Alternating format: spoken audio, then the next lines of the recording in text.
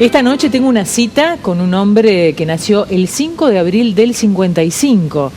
Es ariano, nació en la provincia de Buenos Aires. Es periodista de radio, de televisión, de gráfica. Escribió algunos libros ya y va a escribir más todavía. Es amante de la música, toca el piano y además es médico. Bueno, ya con este dato se están imaginando con quién tengo una cita, ¿no? La cita de esta noche es con el señor Nelson Castro. Gracias por venir, Nelson. A vos, ¿qué tal, Mercedes? Un gusto estar acá, ¿eh? Bueno, y todo el mundo se hace la pregunta, ¿no? Un médico neurólogo, ¿cómo se transforma en periodista y por qué? Bueno, porque en realidad es al revés. Es decir, yo primero fui periodista. Primero me recibí de periodista. Me recibí de periodista en el año 75. Completé los 3 años en la Escuela de Periodismo del Círculo de Periodistas Deportivos y después completé la carrera de médico, yo las estudiaba simultáneamente. ¿Querías ser periodista deportivo? Sí, al principio sí. Ajá. Y afortunadamente lo fui porque en esos años, del 75 al 84, la verdad que lo único que se podía hacer con libertad en la Argentina era el periodismo deportivo, ¿no? Así que el periodismo deportivo ha sido la entrada al periodismo de muchos colegas que después se volcaron a la política. Y además la posibilidad enorme que daba el periodismo deportivo a mí me generó una enorme riqueza el hecho de trabajar con medios que otros periodistas en ese momento no tenían, precisamente por la falta de libertad, y conocer mucha gente, conocer toda la Argentina y conocer toda Sudamérica y parte de Centroamérica. ¿Y qué tipo de periodismo deportivo hacías? ¿Fútbol o otros? Terminé haciendo fútbol, pero comencé siendo otro, lo que se llamaban en ese momento deportes raros, el tenis, el básquetbol, el remo, el handball, fueron algunos de los deportes que yo hice, que me gustaban muchísimo. ¿Y practicabas deporte? Practicaba yo deporte, practiqué remo durante muchos años, ¿no? Y me gustaba jugar al fútbol, era muy malo, y también el básquetbol. ¿Hincha de Independiente? De chico sí, hasta los 15 años, y después dije, no, esto ya no, y afortunadamente a la luz del presente Independiente te diría que es una suerte. Menos mal. ¿Cómo llegó la medicina a tu vida? La medicina también, las dos carreras llegaron simultáneamente como consecuencia de una vocación. Es decir, yo a los 12, 13 años, yo ya le decía a mis maestros, a mis profesores, a mis compañeros que quería ser periodista y médico. Estaba bien clara la vocación. Totalmente. Así que qué bueno que uno no pierde tiempo cuando lo tiene claro, ¿no? Es una fortuna, Mercedes, porque obviamente uno tiene las experiencias de amigos conocidos, hijos de amigos y conocidos, que han tenido que divagar por distintas carreras hasta que encontraron la suya. Y otros casos peores, aquellos que a lo mejor hicieron una carrera, la terminaron y en el momento mismo de terminarla dijeron, esto no era lo que yo quería para mi vida. ¿Y qué decían tus padres? ¿Estaban de acuerdo con tu elección? Sí, a ellos les generaba una enorme expectativa el tema de las dos carreras, ¿no? Claro. Porque siempre me decían, bueno, Nelson, podrás hacer las dos cosas. El tema del periodismo era un tema que además les generaba todavía mucha inquietud.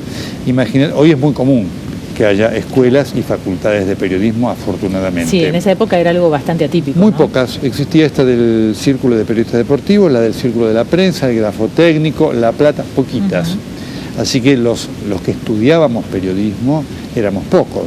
Así que a ellos les generaba la inquietud de decir, bueno, en fin, si estudias medicina finalmente terminarás haciendo medicina. Más seguro. Así es. ¿Y neurólogo por qué? ¿Por qué esa especialidad? Porque me gustó durante el transcurso de la carrera. Mi idea primera era, tuve alguna idea de ser gastroenterólogo en algún momento coqueteé con la nefrología y después, cuando apareció la posibilidad de una beca de especialización, sentí que esa rama era la neurología y la verdad que me encantó. Por supuesto, la medicina es apasionante en todas sus ramas, la neurología tiene el desafío todavía de lo mucho que falta por conocer. ¿Y llegaste a ejercer? Sí, 14 años. Como médico. Ejercí 14 años, sí, por supuesto. ¿Y qué hiciste en ese momento con el periodismo? ¿Lo dejaste...? No, lo ejercí simultáneamente. Simultáneamente. Es decir, hasta el año 94 los tiempos se dieron como para que pudiera ejercer simultáneamente las dos carreras, inclusive hubo 2 años y medio que yo estuve fuera del país, en uno haciendo un máster de periodismo político y en el otro año y medio restante haciendo la especialidad médica. Esos fueron en ese tiempo, hasta el año 94, los 2 únicos años, 85, 86 y parte del 87, en donde hubo un año que me dediqué a una cosa el periodismo en el 85 y 86 y parte del 87 la medicina.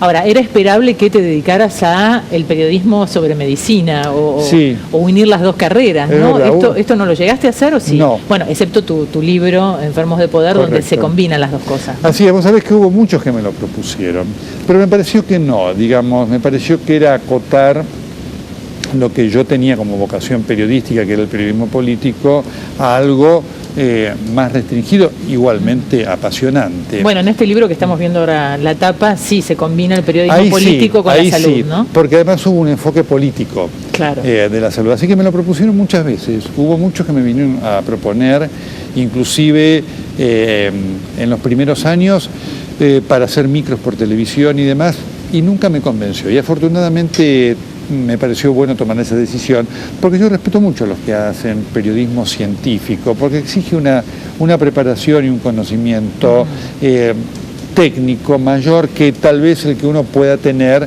digamos, de la asociación simple de ser médico y periodista. En este libro queda muy claro, o a mí me quedó claro al leerlo, que según la característica y la personalidad es la enfermedad que tiene uno, sí, ¿no? Y la enfermedad en realidad es un recurso que tenemos para darnos cuenta que estamos haciendo algo mal y que podemos corregirlo. Sí, es un enfoque, yo te diría, bastante realista de lo que es la enfermedad, ¿no? La enfermedad muchas veces manifiesta cosas que le están pasando a la persona, que la persona, el cuerpo grita, ¿no? En el libro lo que quisimos poner de manifiesto junto con esto, por eso digo, no es un libro médico, sino que es un libro político, dos cosas. Primero, cómo el poder finalmente enferma. Enferma al que lo ejerce y a los demás también, porque a veces se enferman por el poder mal ejercido por el otro, ¿no? Y el otro tema es cómo hay por eso el libro se llama Enfermos de Poder, es decir, cómo hay una enfermedad de poder, es decir, el querer tener poder es como una adicción, que va más allá a veces de cualquier razonamiento y que muchas veces es tan fuerte que termina con la vida de una persona. ¿Y no es una característica del ser humano? Sí, por supuesto que sí, no de todos.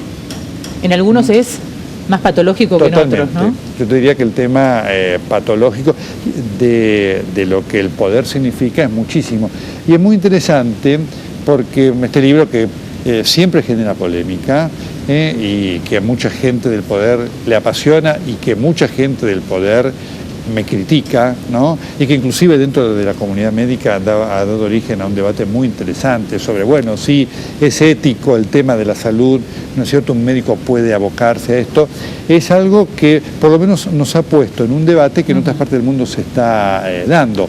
Hay otros libros al respecto. ¿Y cómo se oculta todo lo que tiene que ver con la salud de los poderosos, ¿no? Bueno, porque el poderoso vive a la enfermedad como un signo de debilidad política. Es decir, el poderoso sabe que en el momento que se sepa que tiene una enfermedad, por supuesto, una enfermedad de cierta importancia, automáticamente su poder político, hay yo te diría, una transferencia, ¿no es cierto?, de la debilidad que genera la salud a la política generando debilidad. Un hombre enfermo es un hombre que no se, o una mujer enferma en la política, no se sabe cómo podrá hacer frente a la exigencia de la política, no se sabe cuánto podrá seguir ejerciendo su poder o no. Así que este es un tema, el costado político de la salud es un componente fenomenal de lo que es la política y la psicología del poderoso. Esta es una pregunta para un médico, ¿no? ¿Por qué a los médicos en general les cuesta tanto unir los pedazos de un ser humano? Esto quiere decir entender que la enfermedad tiene que ver con lo que uno siente, con lo que uno piensa, con lo que uno come,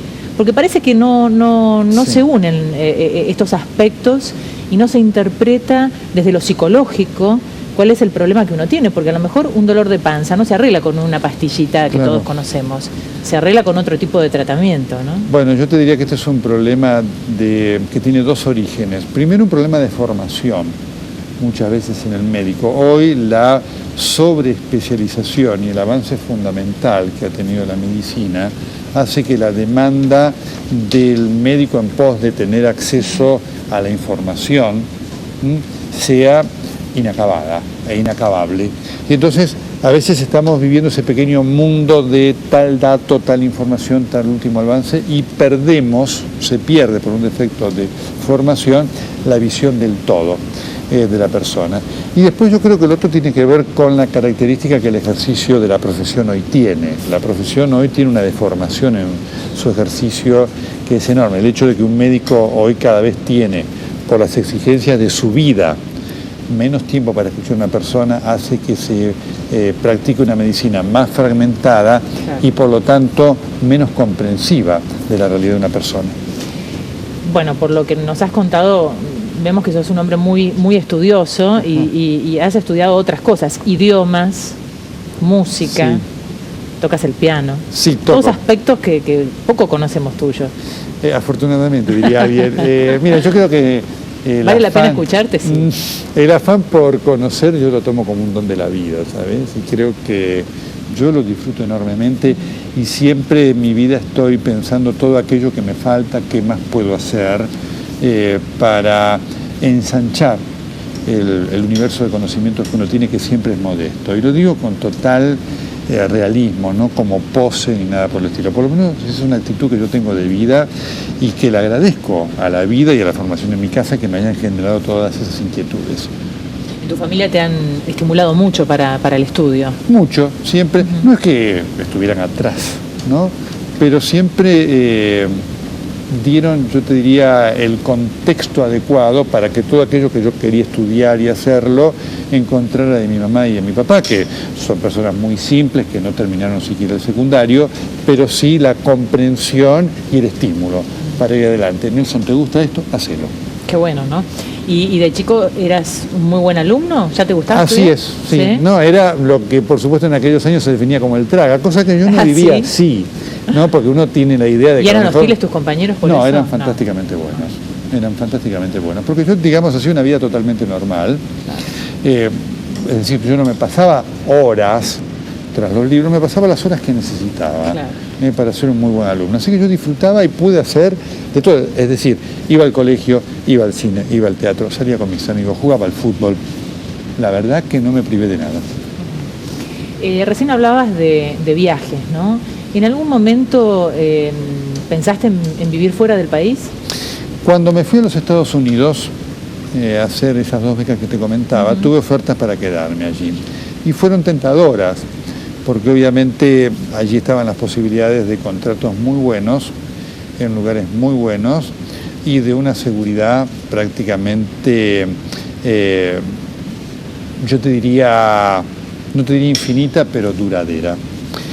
Y ahí hubo una incógnita, porque yo me fui para volver. Mira, porque vivir afuera es una experiencia muy interesante. Yo siempre se la recomiendo a todos, porque uno cuando vive afuera aprecia varias cosas.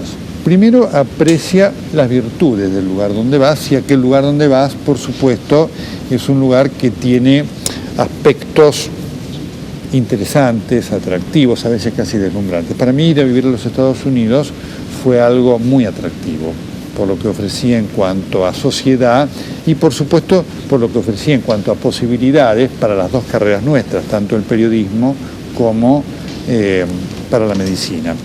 Ahora, una vez que uno vive allí y pasa el deslumbramiento y empezás a vivir la vida de todos los días, te das cuenta de que por supuesto el paraíso no existe y empezás a vivir algo que por lo menos para mí pesó mucho y me lo confirmó, que es la pertenencia.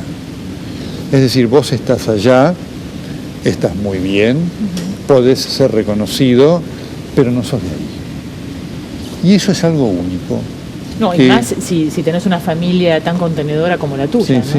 No, por supuesto que sí, pero el hecho de que vos sabes que no sos de ahí, claro, te pesa. En algún siempre momento... te sentís extranjero. Te sentís extranjero, ¿no? Y entonces, eso yo lo viví.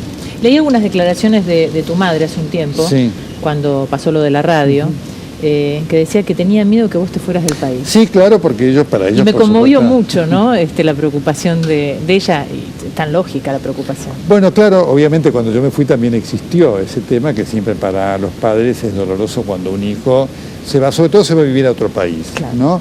Y esa duda, a pesar que yo cuando me fui dije volvía, esa duda siempre existió y a ellos ahora se les regeneró con esta circunstancia que por supuesto no está en mis planes ni presentes ni futuros. Ni remotas. ¿Estás escribiendo un libro nuevo? ¿Estás preparando? Estoy escribiendo un libro que ya tiene título, se va a llamar La sorprendente historia de los vicepresidentes argentinos. La sorprendente historia de los vicepresidentes argentinos. Porque es una historia sorprendente. Y por lo menos dos nos vienen a la mente inmediatamente. Claro, ¿no? ¿Cuáles? Y Cobos. Sí. Y Chacho. Chacho. ¿No? Son los primeros que... Totalmente. Bueno, hay muchos más. Después hay otros que pasan sin pena ni gloria y uno no sabe ni cómo se llaman. Totalmente, que tienen un lugar muy... Bueno, no te preocupes ni te sientas única porque vos sabés que cuando comentamos esto, y ahora empezamos a poder decir así, una vez que el libro ya está en marcha y está a punto de salir, en un mes y medio sale el libro, es muy interesante porque mucha gente dice, los vicepresidentes, ¿y cuáles son? ¿Cuántos son? Y entonces, inclusive con gente que se dedica a la política y demás, uno le pregunta, ¿y vos sabés cuáles son los vicepresidentes argentinos? Bueno, Alfonsín tuvo a Víctor Martínez. Correcto. Que lo recordamos todos, totalmente. Porque fue el regreso de la democracia. Scioli, por ejemplo. Ahí está, mira vos. Vicepresidente bastante bien, te diría, en estoy pasando el relación examen. a otros. Bueno, soy periodista, se supone que todo es saberlo. Bueno, he hablado con algunos periodistas y algunos se han sorprendido. Bueno, y después tenemos algunos de los cuales se ha hablado mucho. No, por supuesto. Así que son muy interesantes los vicepresidentes. Es una historia apasionante. En la historia argentina no ha habido... Todo el mundo piensa que su carrera se acaba ahí. No, no se acaba ahí. En la historia de la Argentina, la carrera de muchos vicepresidentes no terminó con la vicepresidencia. Claro. Continuó, y diría, de una riqueza, de datos, hechos, controversias, peleas con los presidentes que me sorprende. Por eso el título, La sorprendente historia de los vicepresidentes argentinos. Ya da ganas de leerlo ese libro. Te va a encantar, te va a encantar. Buenísimo. Después escribiste otro sobre Evita. Evita. Eso fue todo un tema... ¿Qué te trajo ese libro? ¿Qué me atrajo de ese libro? No, ¿y qué te trajo como consecuencia? Mira, como consecuencia me trajo un conocimiento mejor. Porque meterse con Evita siempre es para polémica, ¿no? Sí, vos sabés que ese libro nació como consecuencia del documental que hicimos en televisión y que terminó generando una cantidad de puertas que se abrieron de personajes que tenían datos que nos sorprendieron. Es decir, el documental fue una primera puerta que se abrió, que permitió conocer una historia que no se conocía sobre un tema tabú. A nosotros siempre nos gusta tocar estos temas tabú, porque me parece que son parte de la historia, ¿no? Entonces, me trajo un conocimiento muy importante de Evita. Me trajo sorpresas. Por ejemplo, en las presentaciones fue mucha gente que se declaró marcadamente antiperonista y que cuando leyó el libro se conmovió. Gente que no la quería Evita y que cuando leyó el libro, porque el libro es una reconstrucción, el valor del libro es que es una reconstrucción histórica que no se conocía. Todo lo que está en el libro es real. No hay ningún elemento ni de suposición, ni de ficción, ni de agregado. No hay una palabra agregada por fuera de lo que han contado protagonistas de la historia, y esto es lo que faltaba. Y por supuesto que después lo que me trajo también son críticas de algunos que me dijeron, Nelson, ¿cómo se metió con eso? Y es que es la historia. Y sí. Es la historia. Y para eso estamos, para meternos. Para eso estamos. Yo siempre para terminar la cita hago una última pregunta. ¿Cuál es? ¿Qué tiene que ver con la asignatura pendiente? Ajá. Viste que todos tenemos sueños, asignaturas pendientes, cosas que nos gustaría hacer y todavía no las hicimos. Así es. Así que mientras la vas pensando... Sí, yo la tengo. ¿Ya la tenés? Pero claro, sí. Te voy a convidar con el vino que nos manda Baco Club, Cabernet Sauvignon, de la serie Remember. Ajá, mira vos. Me lo mandaron para que lo tome con vos. Pero fantástico, así que va a ser realmente un gusto. Y a esta hora de la noche... Sí, no, es hora ideal. Un poquito porque tiene una ventaja, uno se va a dormir. Sí, y aparte dicen que es muy sano los médicos. Totalmente, ustedes dicen que es muy bueno, ¿no? Y además yo no manejo, así que no voy a tener ningún problema con el test de alcoholemia si alguno me tuviera, bueno, ¿sí? Vamos a brindar.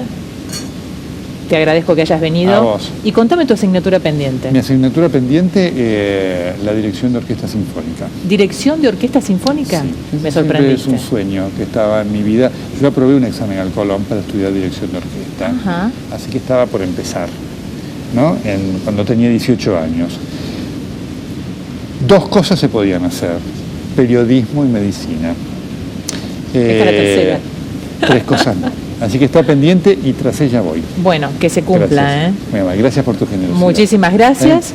Y tengo otro regalito para ¿sí? vos. Sí, ¿A qué porque noche de el Café sorpresa? Cabrales sabe que los periodistas tomamos mucho café. Por supuesto que sí. Y te manda estos regalos para vos. Pero muchas gracias. Yo lo conozco además al dueño Martín de Cabrales. Un encanto de persona. Un encanto. Que cuando cuenta la historia de su empresa es divertidísima. Siempre nos manda regalos para nuestros Le invitados. mandamos un saludo. Nelson, muchísimas gracias. A vos, gracias por tu... ¿Y quién te dice que algún día seas director del Teatro Colón? No. Deseame cosas buenas, por favor. Gracias. Chao, gracias. Gracias a ustedes por habernos acompañado en esta cita.